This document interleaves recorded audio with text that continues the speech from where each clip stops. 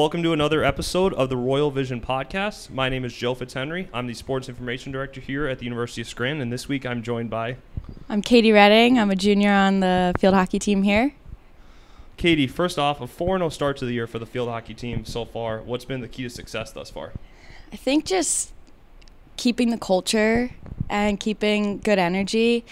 One thing that we've been saying is pressure is a privilege. So we came off of a pretty big high last year, and we definitely feel the pressure from it. But in that, it's a privilege, and we just want to keep competing, and we keep wanting playing to our best abilities. I would say last year was a lot of fun, wasn't it? Oh, yeah. And you mentioned in the 4-0 start, there's been 2 overtime wins and also another 1-goal win. But how do those pressure situations kind of help prepare the team for a landmark conference play, which starts this weekend? Yeah, that's a great question. Those overtime games aren't really planned, so it's definitely getting us ready because we're coming up against some really good competition. We have the championship matchup against Catholic this weekend, so it's going to be a tough one, and it's going to be a pretty aggressive one. So just like fighting through that tiredness and staying persistent is what it's going to get us ready for.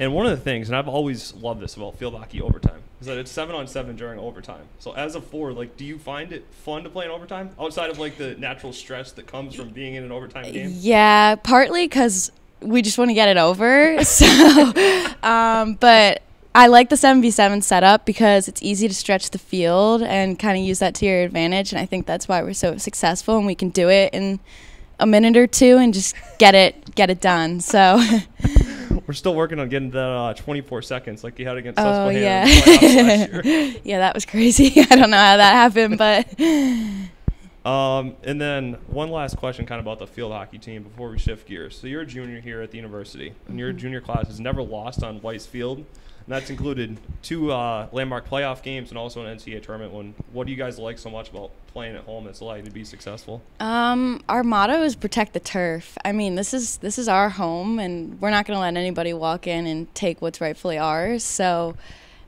it's just do whatever you can to get that win and keep Weiss perfect and pristine shape. I like that protect the turf motto a lot. And now shifting gears towards more general university questions. So what initially drew you to Scranton, but also more specifically the field hockey program? Well, for me, when I first got here, I didn't feel like I was 2 hours away from home, and also just the selection of the majors. I'm an occupational therapy major, and I'm in a 5-year program, so I'll come out with my master's, which is you don't see that at a lot of other universities. So the opportunity to do that and also be able to play at the same time is just an incredible thing. So I was like, I have to do it. That's great. And then now your game day routine. Are you superstitious? What are your pregame rituals? Yeah, that's a running joke kind of with the team. I'm probably one of the most superstitious people on the team. I have to wear the same Hawk socks for every game. I have someone specifically braid my hair for home and away games. I wear the same scrunchie every game, spandex, anything that you can think of, pregame meal, it's all the same. It never changes, even the music. So, is there what's your favorite pump-up song? What song do you have to hear before a game? Ain't No Mountain High Enough. It gets me going. So. All right. That was not what I was expecting, but I like that answer. Yeah, I just belting it out and just really getting into it. So. And you mentioned the same pregame meal on game days. What is your favorite food spot on campus?